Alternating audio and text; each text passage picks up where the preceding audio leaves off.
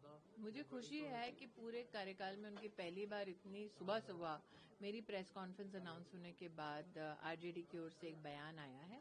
लेकिन ये बयान नहीं आया, ये स्पष्टीकरण नहीं आया कि क्यों आरजेडी ने चुनाव आयोग को लिखकर ये निवेदन किया कि मुख्यमंत्री जी की रोजगार योजना के अंतर्गत बिहार की जो 1,30,00,000 महिलाओं को 10,000 रुपए मिले हैं उसको रोक दिया जाए।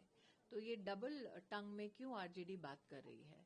क्यों आरजेडी के नेतृत्व को ये लगता है कि बिहार की महिला जो जानती है कि 10,000 रुपए की ये सीड मनी बढ़कर 2 लाख रुपए होने वाली है एनडीए की सरकार के अंतर्गत, क्यों आरजेडी के नेता को ये लगता है कि महिलाएं ये तुलना नहीं कर पा रही हैं कि एक तरफ एनडीए की 2 लाख रुपए की श्योरिटी है, वहां दूसरी ओर आरजेडी का 30,000 रुपए का झुंझुना है।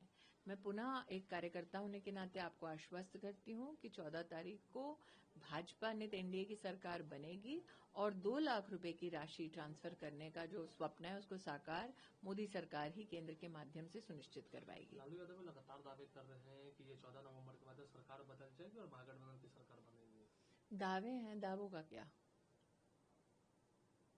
जी, मल्लिकार्जुन खड़गे उन्होंने कहा है कि प्रधानमंत्री आते हैं वो सिर्फ झूठ बोल रहे हैं, झूठों के सरदार है। मुझे लगता है कुछ जो सत्य है थोड़ा उन तथ्यों पे बात हो जानी चाहिए।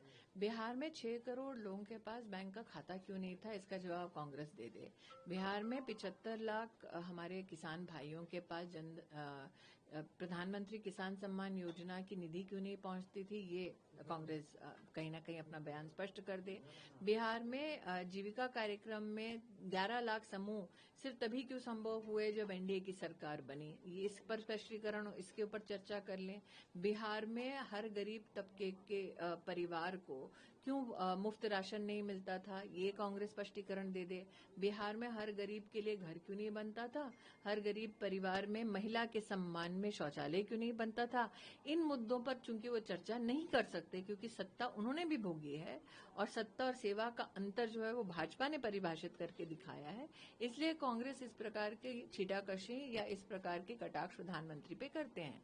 लेकिन हमें भी पता है, देश के इतिहास ने इसकी गवाही दी है कि आपने जितने प्रधानमंत्री पर पत्थर मारे हैं उन्होंने देश के लिए सफलता की सीढ़ी उन्हीं पत्थरों से बनाई है। राहुल गांधी आए थे बिहार दौरे पर और वो मछली पकड़ते दिख रहे हैं। वो उनका काम है भाई साहब। चुनाव एक बहुत ही गंभीर विषय है, लोकतंत्र का उत्सव भी है, लेकिन इससे बिहार के भविष्य की रचना होती है।